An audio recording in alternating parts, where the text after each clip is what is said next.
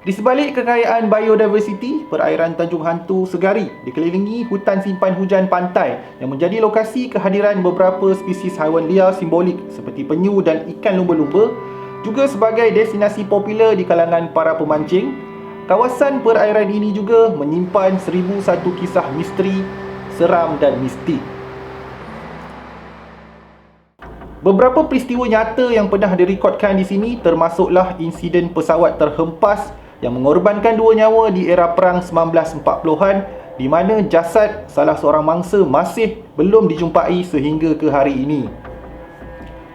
Juga beberapa laporan berita insiden maut melibatkan bot nelayan karam akibat ribut dan laut bergelora, dan saban tahun cerita pengunjung lemas ketika berekreasi di pantai Peranginan berdekatan dengan Tanjung Hantu. Dalam video kali ini aku akan kongsikan kisah-kisah misteri yang pernah dialami oleh aku sendiri, juga kisah yang pernah diceritakan oleh rakan-rakan terdekat, kisah misteri yang pernah berlaku di kawasan perairan Tanjung Hantu. Kisah yang pertama hari ini datang daripada sekumpulan grup hiking. So antara peserta dalam trip hiking ni ada rakan-rakan yang terdekat. So daripada situ cerita ni sampai dekat aku. Okey, dia orang ni seramai 6 ke 7 orang. Dia orang buat satu trip Trans Segari untuk trekking daripada Taman Ekorimba Pasir Panjang dekat tempat penetasan penyu yang tempat ada tengok anak bulan sekali tu. Daripada situ sampailah ke pantai Peranginan Teluk Senangin. Jarak dia lebih kurang 10 ke 12 km melalui trek hutan, trek pantai dan juga lereng batu-batu lah kat tepi-tepi pantai tu. Antara kawasan ataupun checkpoint yang diorang kena lalu dalam Trans Segari ni adalah Muara Sungai Puyu.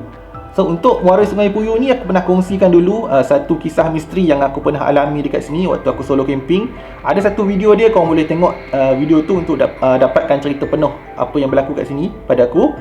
Dan kalau korang kenal Major Fitri ataupun Tuan Hutan, beliau pun pernah kongsikan kisah di mana beliau pergi ke Tanjung Hantu ni, spesifiknya dikata di Muara Sungai, mungkin di Muara Sungai Puyu ni, dan beliau berjumpa dengan Panglima Hitam daripada Kerajaan Jin untuk berurusan mengenai gaharu, lebih kurang lah macam tu. Itu adalah sedikit mengenai Muara Sungai Puyu, salah satu checkpoint yang diorang kena lalu dalam trip ni. Bukan kawasan yang biasa-biasa jugalah. Dia katakan ada kerajaan yang agak besar dekat sini yang ada dah beratus-ratus tahun dekat kawasan Muara Sungai Puyu ni.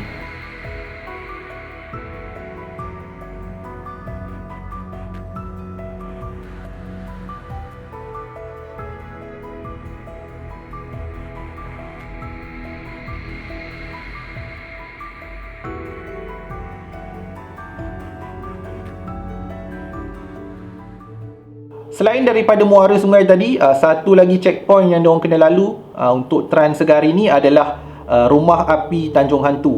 So di sekitar Rumah Api Tanjung Hantu ni ada terdapatlah binaan-binaan lama, juga ada gelung-gelung lama yang merupakan telaga ataupun perigi. Yang aku perasan sepanjang trek daripada Rumah Api Tanjung Hantu tu ke Teluk Senangin ada 3 ke 4 biji lah gelung ataupun telaga-telaga lama ni.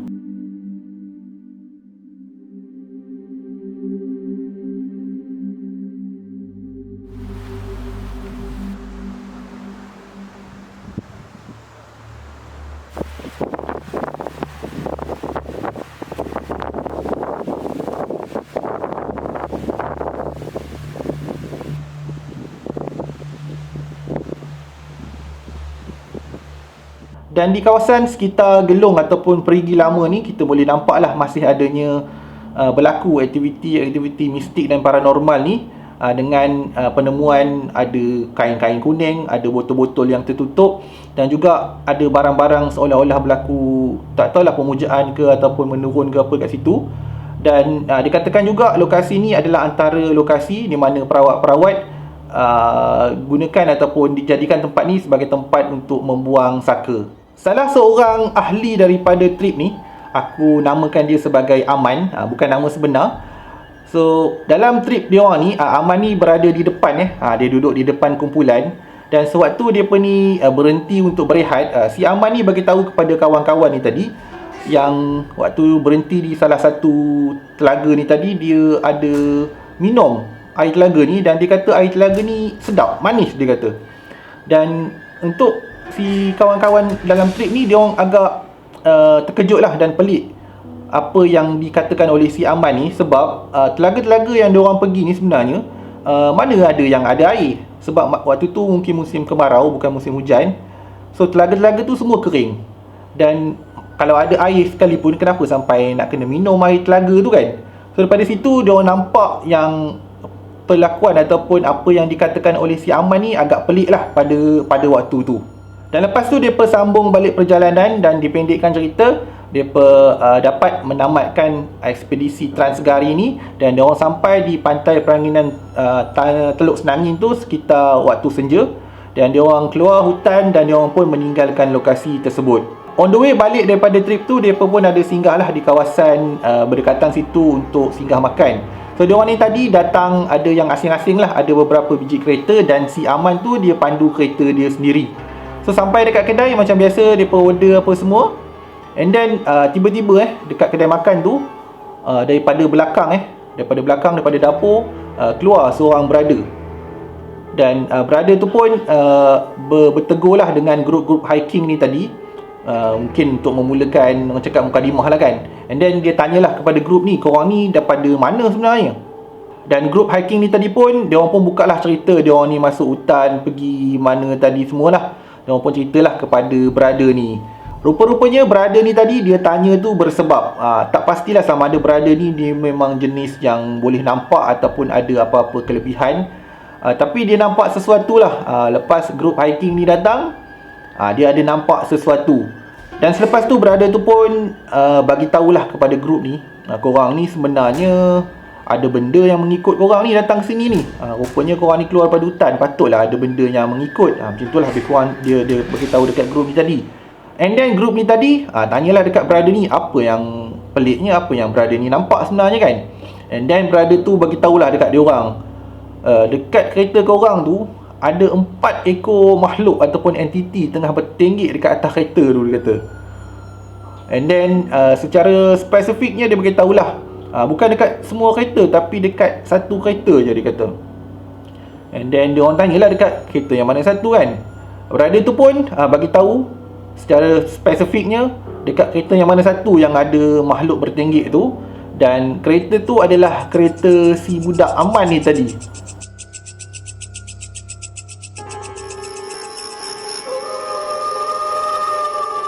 Lepas settle makan, grup ni pun nak berpisah lah untuk pergi ke arah tujuan masing-masing.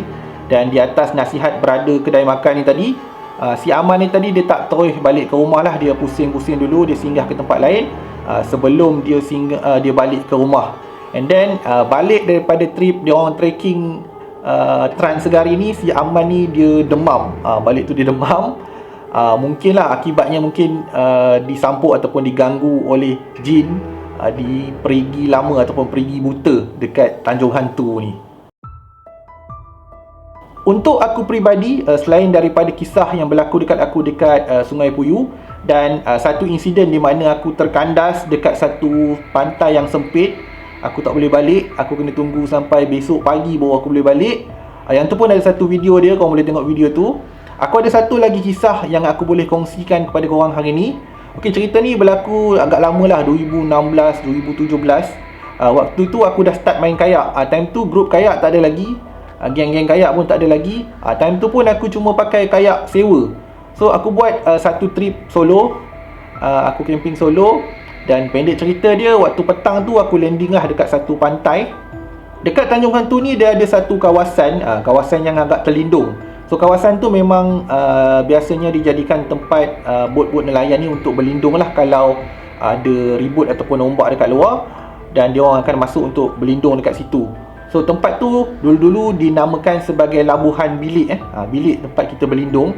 Dan lama kelamaan dia berubah lah daripada Labuhan Bilik menjadi Labuhan Bilis. Kan biasa kan nama tukar-tukar macam tu. Dan dekat sinilah pantai yang aku landing untuk hari tu.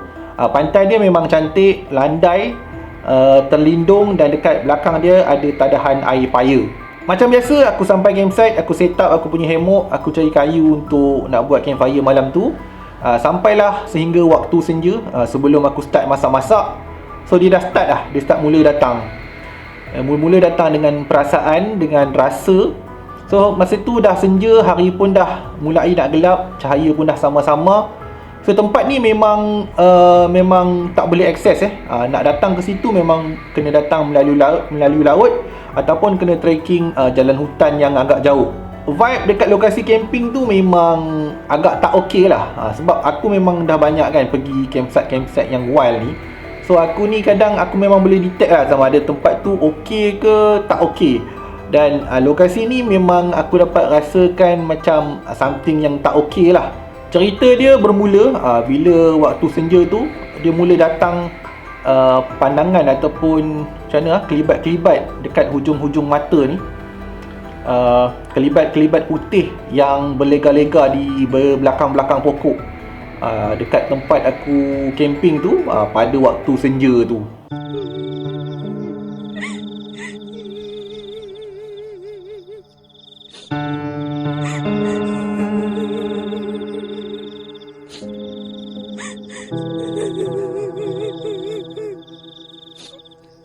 Untuk pengetahuan korang, pantai ataupun tempat yang aku lepak tu nama Labuhan Bilis dekat belah satu side. Dan satu side yang satu lagi dekat hujung belah sana tu, dia ada satu batu yang besar tau, boulder dekat tengah-tengah laut. Dan kawasan tu ataupun batu tu dipanggil sebagai Batu Langsui. So cerita dia dulu, sejarah dia dulu memang ada kerap lah penampakan langsui mengilai dekat atas batu tu pada malam-malam. Pada cerita mulut ke mulut lah penduduk-penduduk tempatan. Dan sampai kawasan tu dinamakan sebagai Batu Langsui.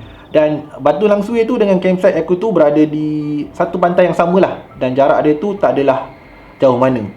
Pengakhiran untuk trip solo aku ni, aku tuang guys. Aku cabut juga malam tu.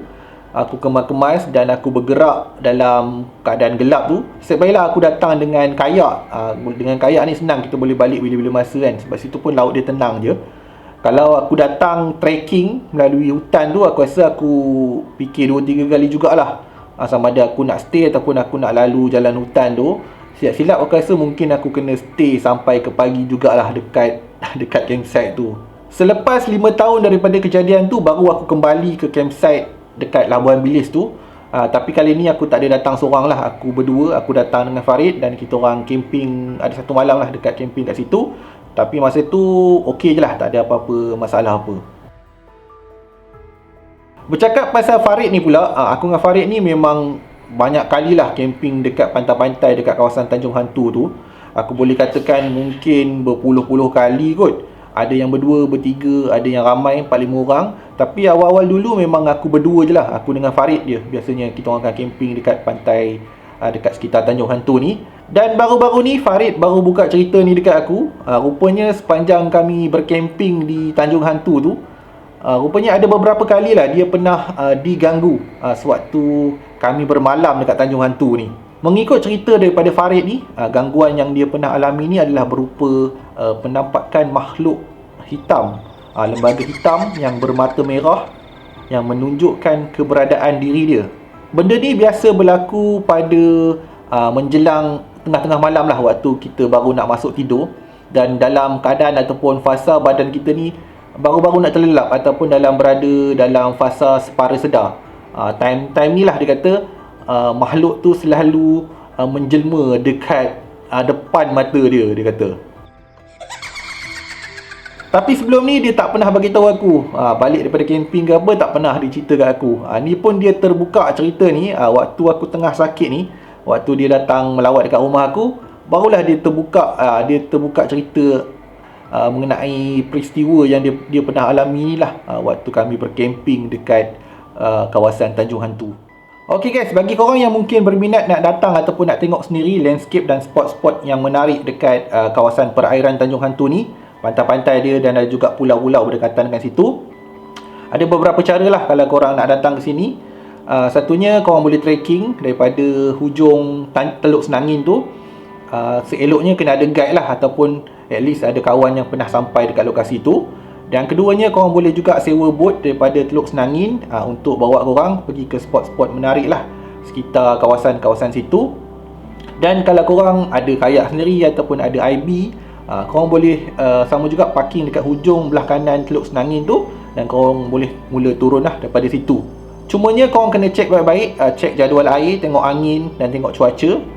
Sebab kawasan Tanjung Hantu ni, especially dekat kawasan rumah api ni, dia kadang-kadang kalau air laju ataupun time angin kuat, dia punya arus tu memang agak bahayalah. Dia agak menggila dekat kawasan tu.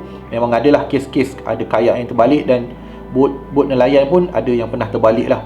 Kalau time dia punya arus tu menggila dekat kawasan rumah api Tanjung Hantu ni, agak berbahaya lah, kena tengok-tengok juga yang tu.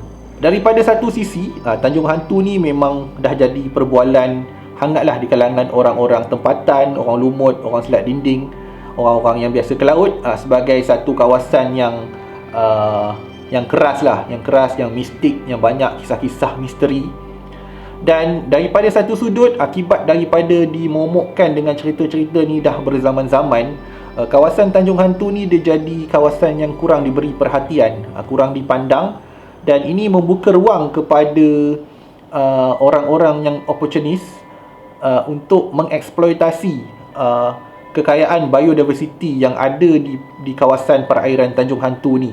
Aktiviti-aktiviti seperti pembukaan tanah, aktiviti korek pasir sungai yang dijalankan kadang-kala dijalankan tanpa menghiraukan kesan aktiviti-aktiviti manusia ni kepada haiwan-haiwan di sekitar kompartmen hutan simpan dan juga haiwan-haiwan akuatik yang berada di perairan Tanjung Hantu ni.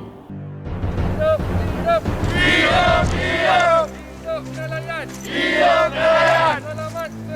Selamat! Pantai Segari! Tolak!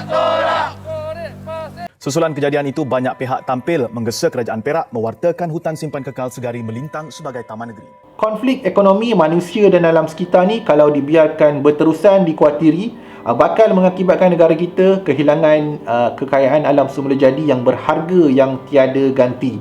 So itu tadi perkongsian kisah-kisah misteri, sejarah dan juga informasi mengenai satu tempat yang dinamakan sebagai Tanjung Hantu yang terletak di Segari, Perak, yang aku dapat kongsikan kepada korang hari ini.